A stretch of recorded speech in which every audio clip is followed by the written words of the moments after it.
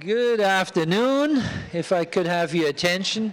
It has come to my attention that I have to introduce a very special speaker that needs obviously no introduction whatsoever. So I'm not entirely sure what I'm meant to do here other than warm up the hall or something like that. We're really thrilled to have David Patterson talk to us right now. He is the Hillel Feinberg Chair of Holocaust Studies at the Aquinas Center and one of our most seasonal and constant productive member of our faculty. So we're thrilled to have him amongst ourselves, and even better now to be able to listen to him. David?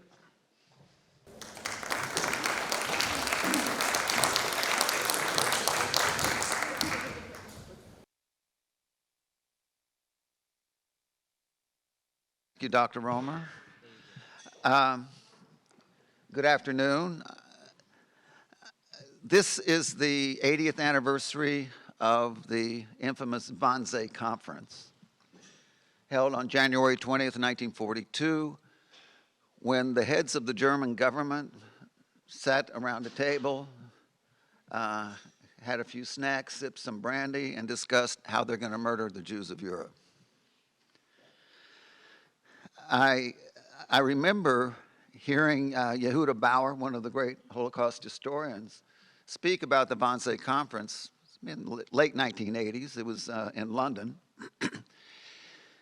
And there were 15 men, counting Reinhard Heydrich, the head of the Reich Security Office, who reported to Himmler. Heydrich had the honor of implementing the final solution to the Jewish problem, and his secretary, Adolf Eichmann.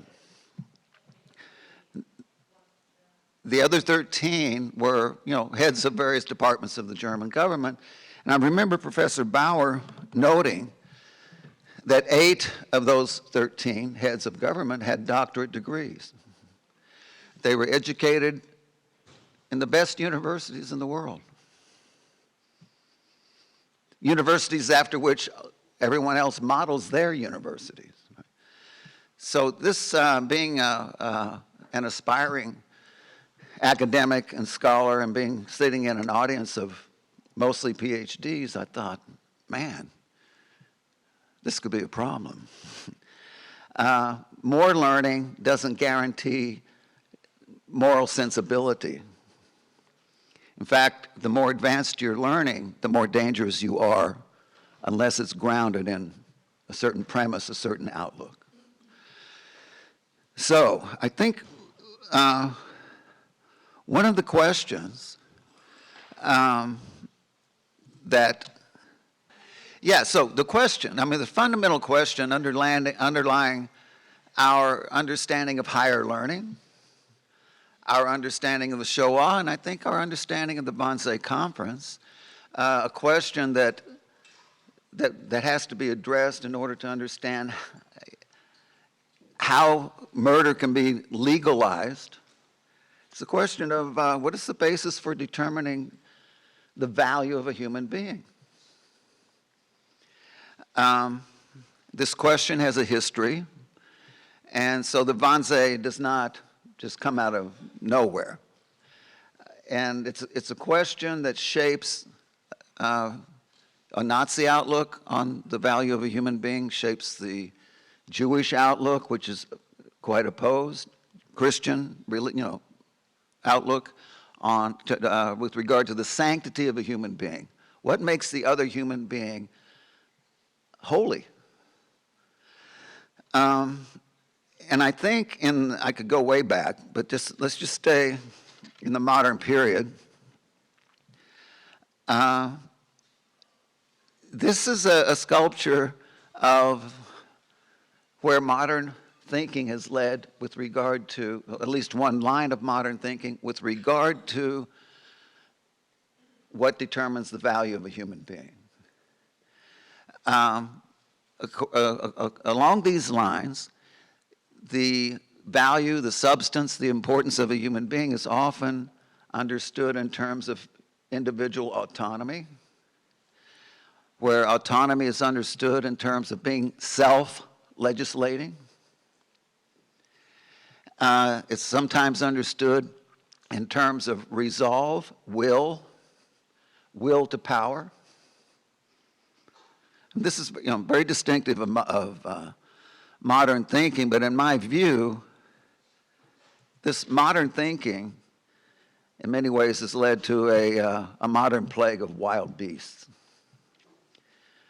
where the will to power is understood to determine the substance of the human being, then power becomes the only reality. And as we'll see, this understanding of substance of human being has a direct impact on how we understand law and what is lawful. So, what is the Nazi view? Alfred Rosenberg says that the German Geist was poisoned not just by Jewish blood, but by Judaism. Because the teachings of Judaism are antithetical to a very fundamental outlook on the human being that you find in National Socialism as he understood it. And he discusses this concept of Rassenseele, which is race, soul. German is great for putting nouns together, right? To form new concepts. Maybe that's why it's the language of philosophy, right? But as I try to explain to my students, when we talk about race in the Nazi context, at least in terms of Rassenseele, it's not exactly how we understand race in American culture and elsewhere. Race here is mainly about color. In Nazi Germany, it isn't mainly about color. It's about essence. So Rosenberg explains that race and soul, character and thought are synonyms. And the poison that comes from not just Jews but Judaism comes from a certain way of understanding the value of a human being. That is the contagion here, is Judaism. This is an image from Der Stürmer, October, I believe it's October, anyway, 1943.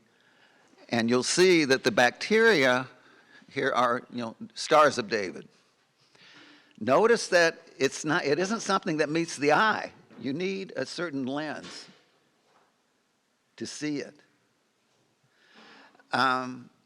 This is why all Jews have to be exterminated, because the Judaism is in the blood. Every Jew tests Judaism positive. Whether he wears payas and a beard, or whether he's an atheist, doesn't matter. It's in the blood. This is why the extermination has to be ubiquitous as the God of Abraham, Isaac, and Jacob, which is the ultimate target. You kill the witnesses, you kill God. This explains, I think, in part, why the Nazis in 1943, for example, went to Tromsø, Norway, 220 miles into the Arctic, north of the Arctic Circle, to grab and ultimately kill. There's 17 Jews who were living there. This is not scapegoating. You don't have to go to the Arctic to find a scapegoat, if that's what you're about. It isn't even racism, in my view. The Nazis were not anti-Semites because they were racist. They were racist because they were anti-Semites.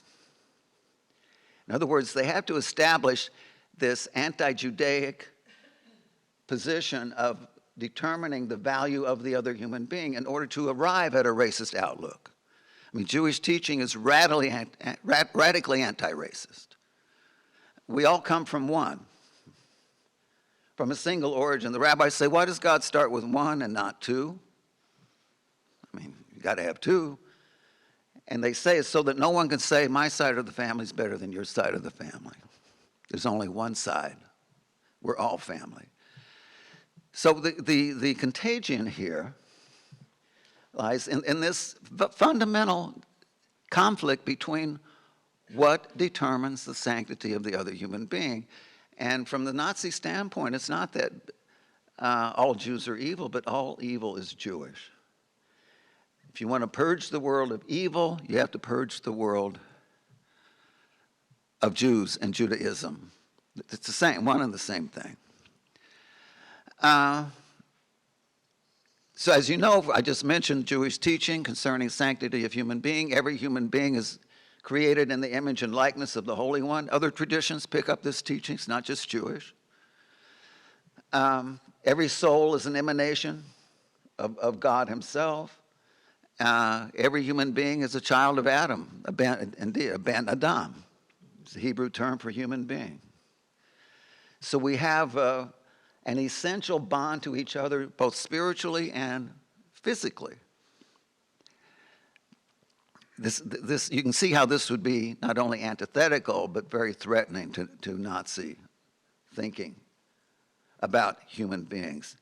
And this thinking is tied to how we understand law in our religious traditions and categories of law. Maimonides, who died in 1204, one of the most important Jewish thinkers, teachers, rabbis, philosophers, a doctor.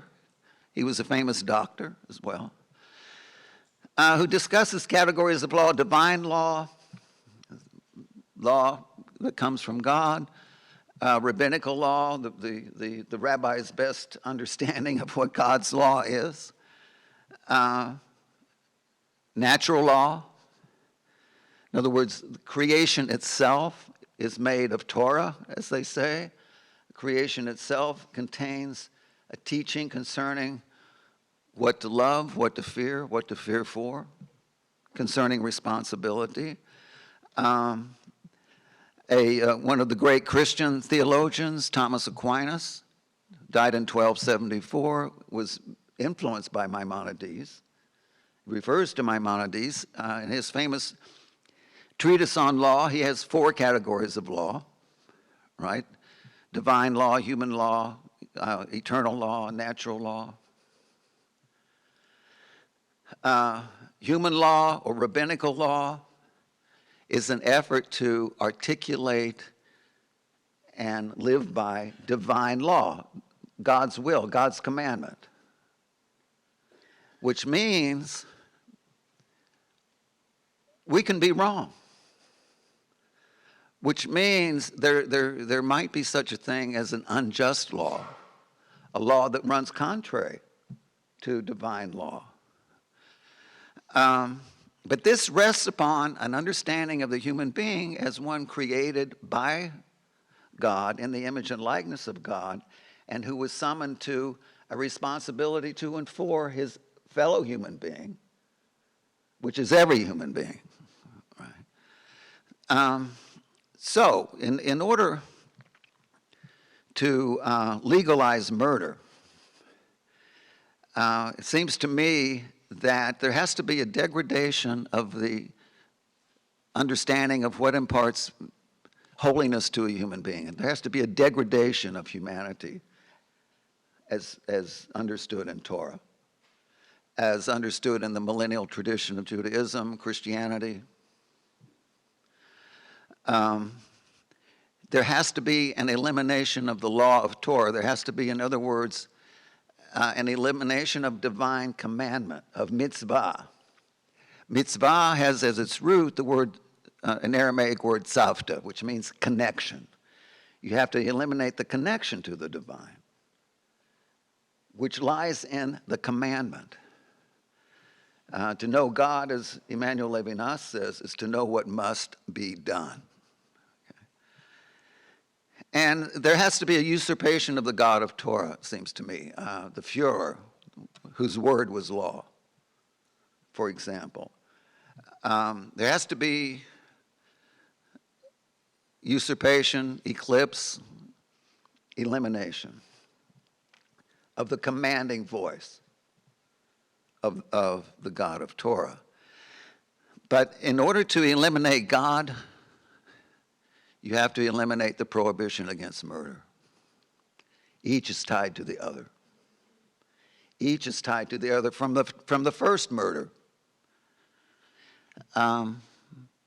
When Cain killed Abel, he was trying to kill God, trying to kill himself. He's trying to get rid of God. He was being as God. You can't be as God without exercising an absolute rule over who will live and who will die. And indeed, we're taught in Jewish tradition that we should read the commandments, not 1 through 10, from top to bottom, as it were, but from right to left or left to right. I am God means do not murder, in other words. You should have no other gods means don't commit adultery. But notice that the anochi, the first utterance, God's saying of I, carries within it the unlawfulness of murder. And so, from the Nazi point of view, you have this mythologization, is that a word? Rendering in terms of myth, the Aryan and the Jew. Nobody looks like this, right? These are abstractions. But they portray the Jew, again, as evil. All evil is Jewish. All good is Aryan, and Aryan lies in power and resolve and will. Will to power. What is the most famous Nazi propaganda film? Triumph of the will. Not the good or the truth or justice. All of that's determined by the will. Okay? So, in Nazi Germany, there's no concept of an unjust law. In order to understand a law to be unjust, you have to have some notion of a law that is higher than the human determination. Everything done to the Jews in Nazi Germany and under Nazi rule was legal.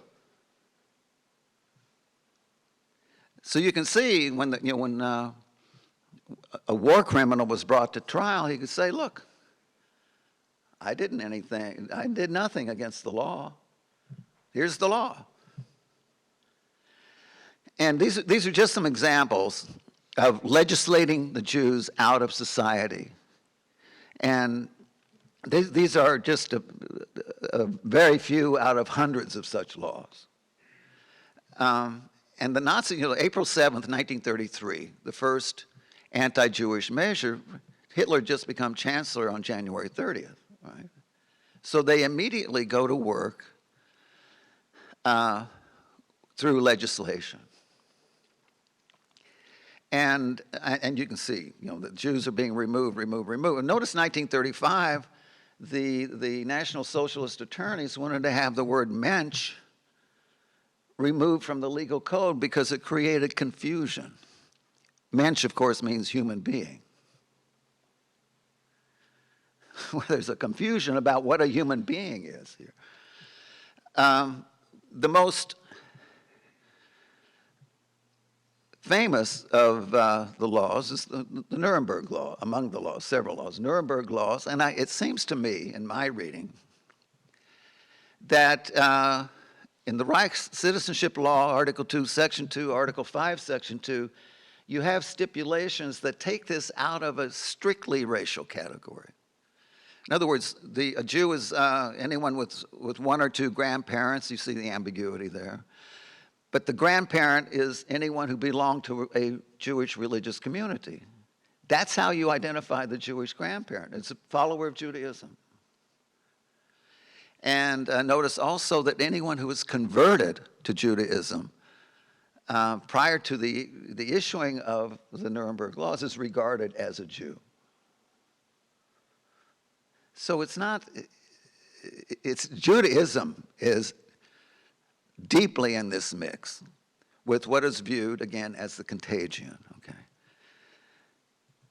Now, Let's go to the Bonsai Conference. Heydrich,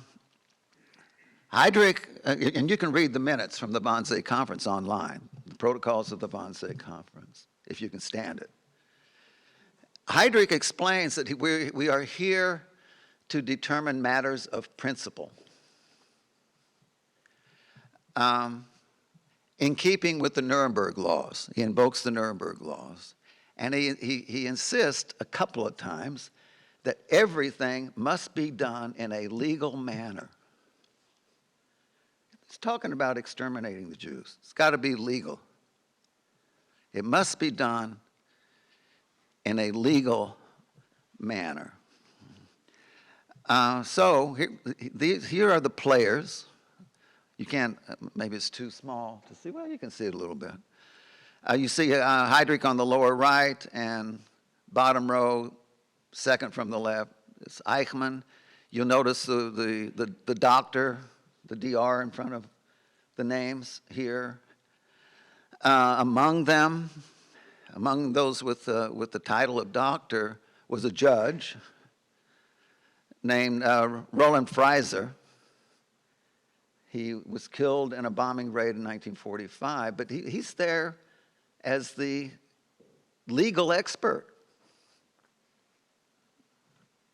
He's representing, I guess, did they call it Ministry of Justice? What was justice anyway? But he was there as the legal authority to comment on matters of legality, that this extermination has to be done in a legal manner. You remember the Poznan speech that Himmler gave to one of the killing units? It's actually on YouTube. Somebody recorded it, saying, praising them for being able to look upon a pile of 100 bodies, 500, 1,000 bodies, and remain decent men. But then he adds, but there must be no pilfering, not even a cigarette. Anyone caught pilfering would be shot. We're not thieves. One of the most mind-blowing things for me, as somebody who lives in academia, was that among the war crimes trials were the doctor's trial and the judge's trial.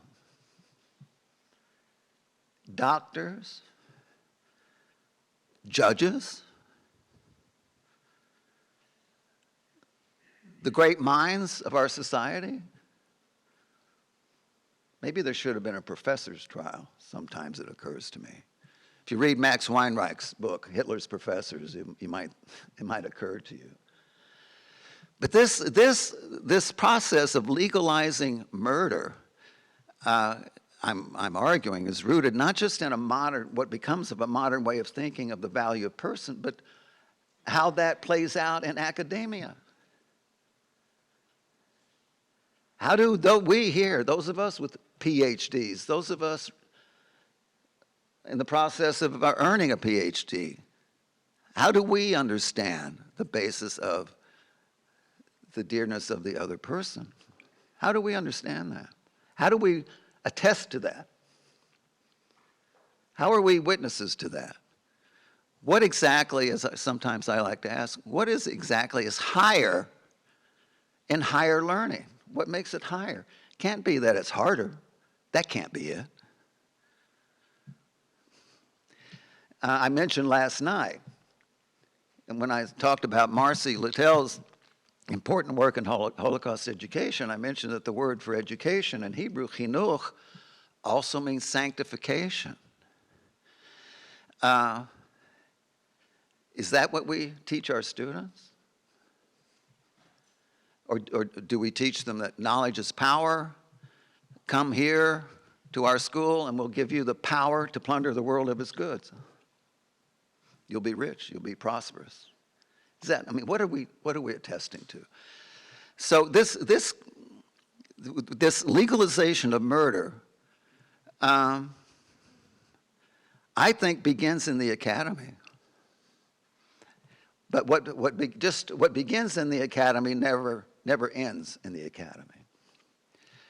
So there was a judge's trial in 1947. The indictment, which was read in January of 1947, included charges of participating in a plan to commit war crimes and crimes against humanity. What makes a crime against humanity? What does that mean?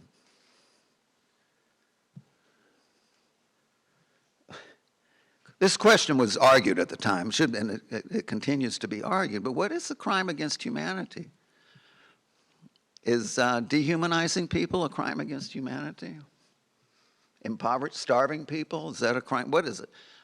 I mean, I don't have the ready answer for you, but this is a question that the legalization of murder leads us to. Is that a crime against humanity, or is it just law gone off the rails?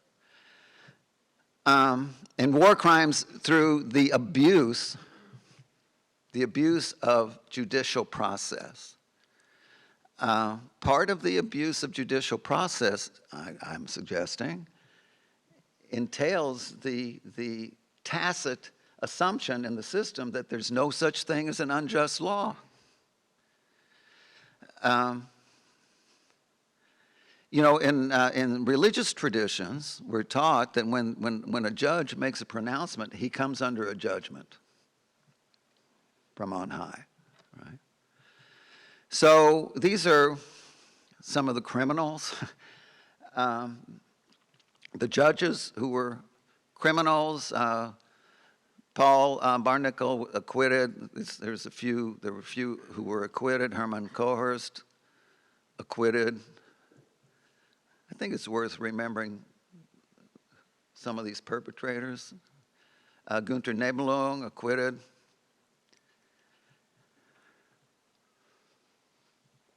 Hans Patterson also acquitted. Karl Engert didn't actually go through with the trial. He was released from the trial because of illness. Then some were found guilty. Josef Altstotter, sentenced to 5 years, served 2 years. And this is a pattern you'll see. Not just with the judges, but with war criminals in general. Those who saw the inside of a courtroom. Günther Joel, sentenced to 10 years, served 2.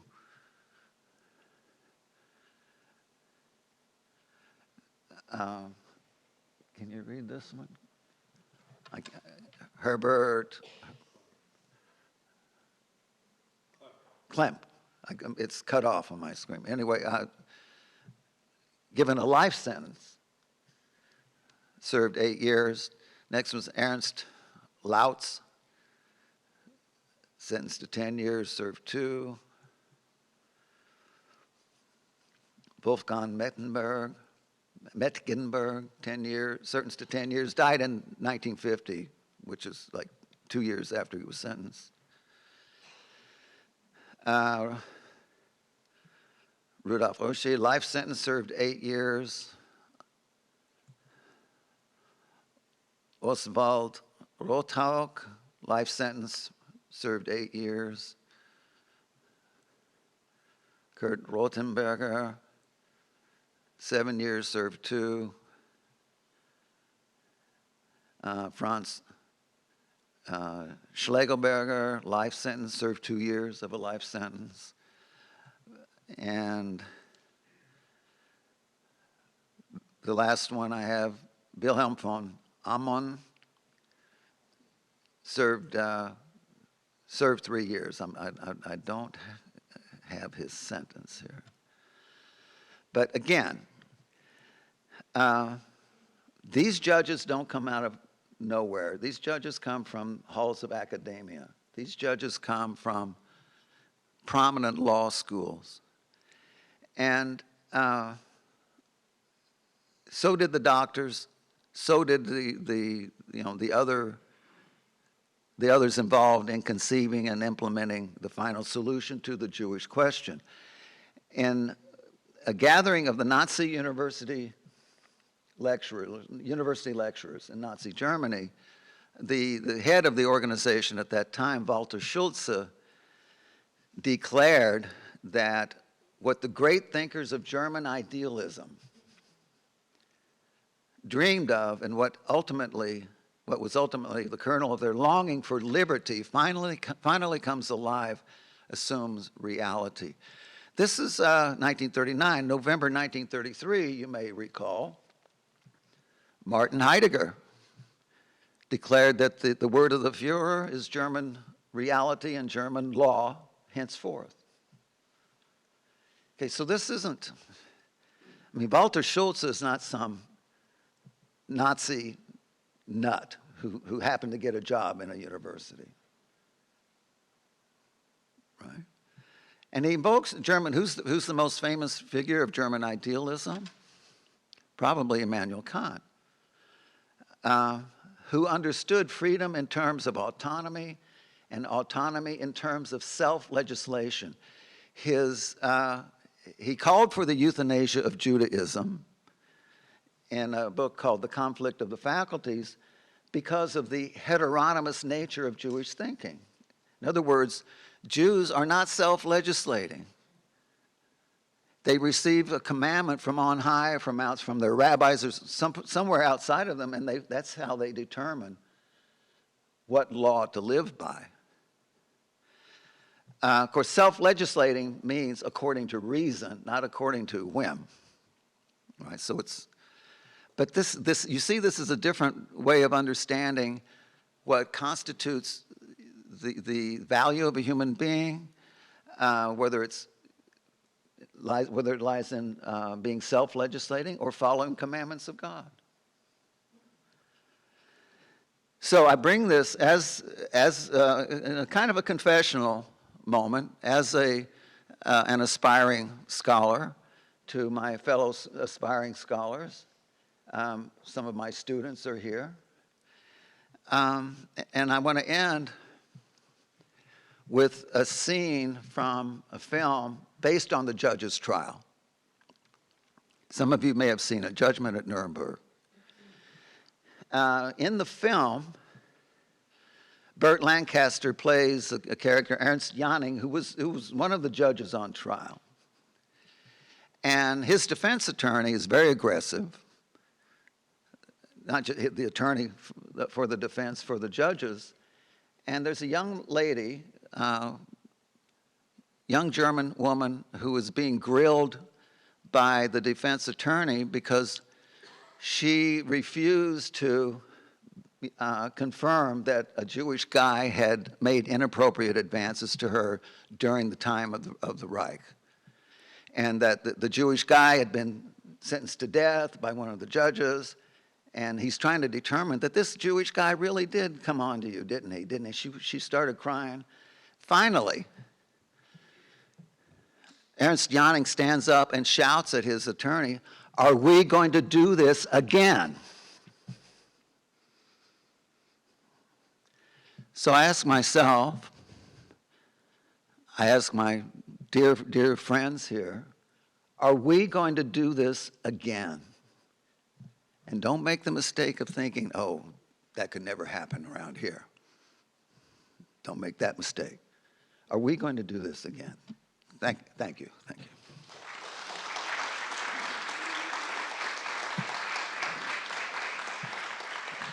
Yeah, thanks. We have time for some questions, about 10 and a half minutes. Then it's coffee break. Anybody? Yes? Well, Dr. Patterson was showing the sentences and how many years were served by each.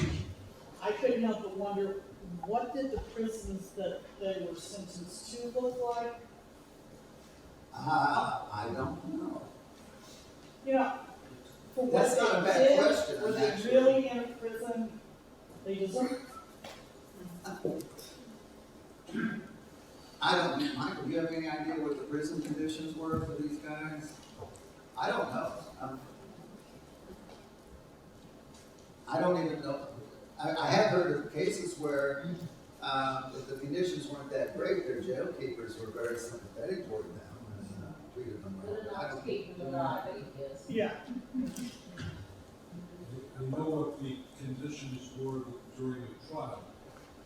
Because the reason Nuremberg was chosen as a site is the courtroom was still intact, and the other is it had a prison right next door to it.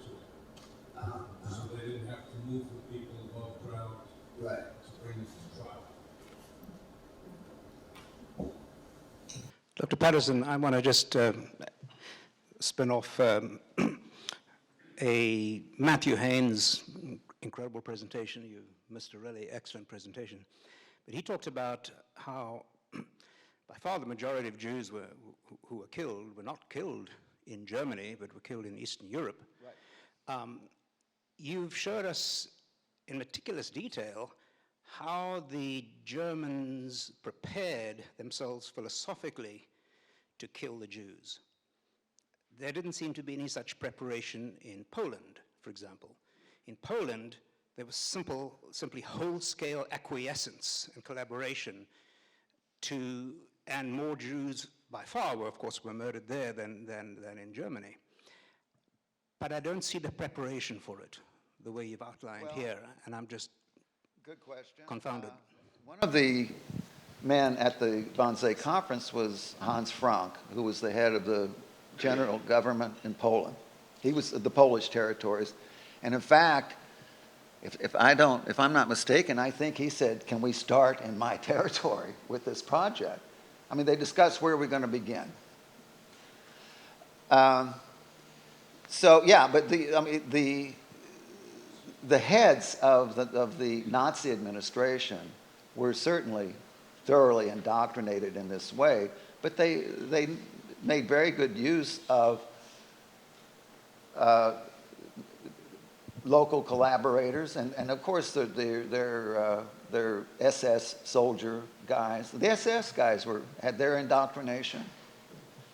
The killing units had their indoctrination. But having said that, they did rely, as you point out, heavily on local collaboration, which was rooted, I would say, mainly in centuries of anti-Semitism locally. I mean, the blood libel is very much alive in Eastern Europe, even now. So the Nazis knew how to exploit every resource, but what I'm suggesting is, what is the idea? What is the thinking or the ideology that's driving it? And it drives it everywhere the Nazis went, I think.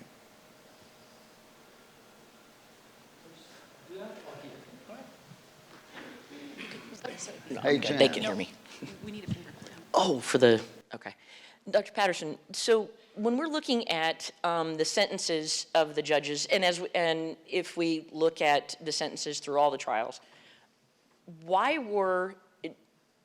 I'm not sure if this is even known, what was the thinking of some of the lower sentences for some of the judges, which clearly played an equal part as the higher sentences to the judges that were given the higher sentences? Or do we know why the disparity? Well, I mean, we have the transcripts of the trial. You can, examine case by case, evidence brought, crimes with which they're charged. But there was the general charge of crimes against humanity and, corruption of the judicial process, which, those terms need a lot of explaining already or argument. But yeah, when not everybody was as deeply involved in corrupting the judicial process as the other. But I would just say, you look to the transcripts if you want to see why the disparity in the sentencing. It's not surprising, frankly, that there would be disparity in the sentencing.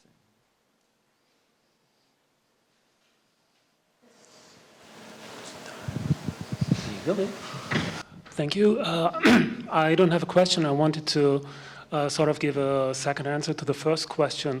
I don't know if all of them, but at least some of them were imprisoned in the prison for war criminals in Landsberg.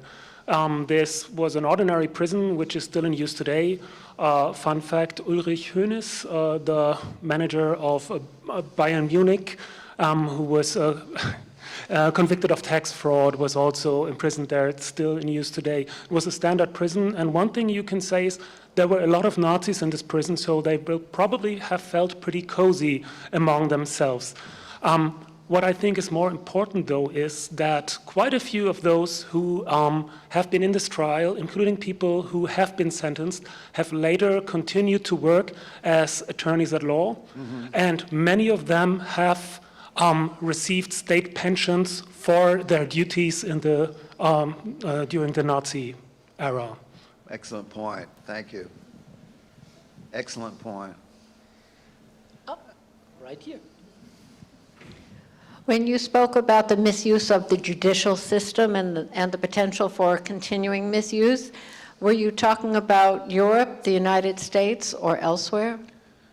Well, everywhere. I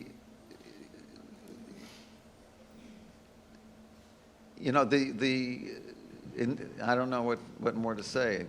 Everywhere. If the law is determined by the will, then you have a misuse of the judicial system. What does justice mean exactly if the law is whatever you will to be lawful?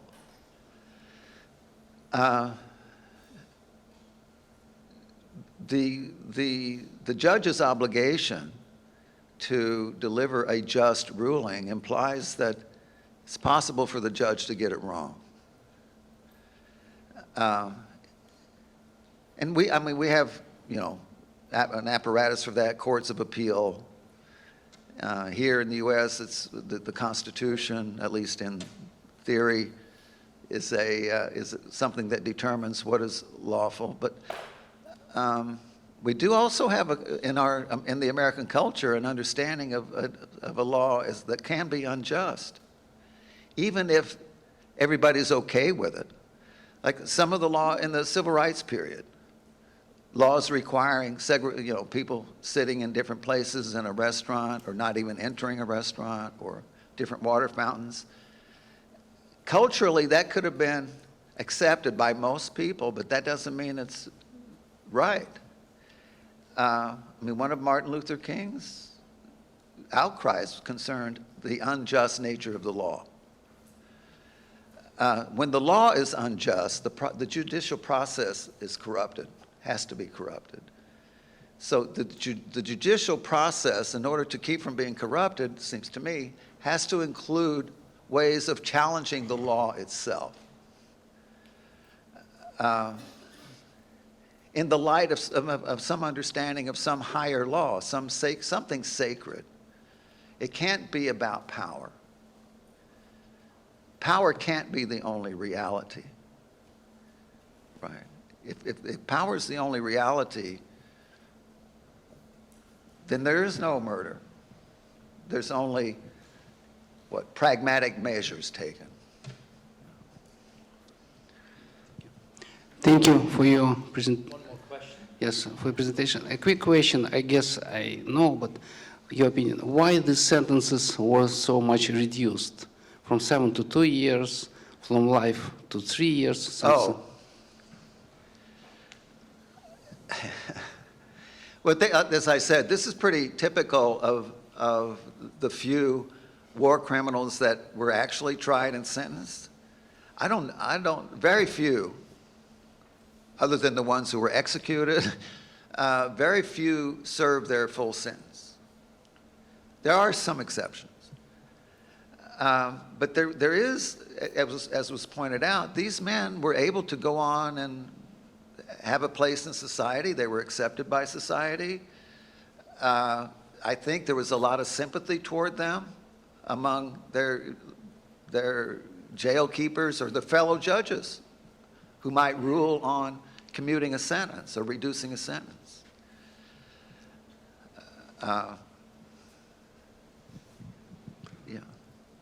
There was a political dimension to it, which is that the United States started to deal with the Cold War, and that meant we needed Western Germany on our side in the battle against communism. Excellent point. And consequently, John J. McLoy, who was one of the people who commuted the sentences, who was the leader of the American occupation of Germany, felt that it was in the interest of the United States to commute these sentences and get on with the business of making West Germany pro-American.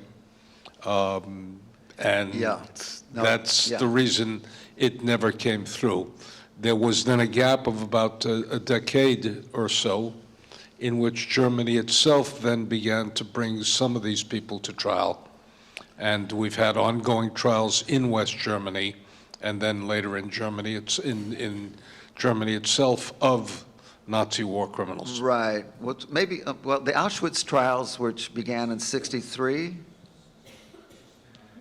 was it that late, 69? The Auschwitz trials, which were not so popular among many Germans. In fact, didn't the prosecuting attorney who was driving the Auschwitz trials have some problems with his career after that? So I mean, that just, more trials brings it more to the forefront. You want the microphone back? But we're quick now, because we are like this close now to our coffee break. Just one sentence, which will do it. In the reason that the Eichmann trial was held in Israel and not Germany was that Fritz Bauer did not believe that he could trust any of the judicial Right. and police systems within Germany Right. to not to warn Eichmann that they were out to get him. Consequently, he went to Israel and warned the Israelis where Eichmann was, and that meant that that's a measure not only about the unpopularity, but the collaboration Yes. in the release of Nazi war criminals. Yes, thank you. Yeah. Very true, and as a matter of fact, they knew actually where Mengele and Eichmann was, and neither one they were willing to prosecute at that point. Unfortunately, really, the time is up, and Well, thank you. Thank you. that's what I was about to say. Thank you.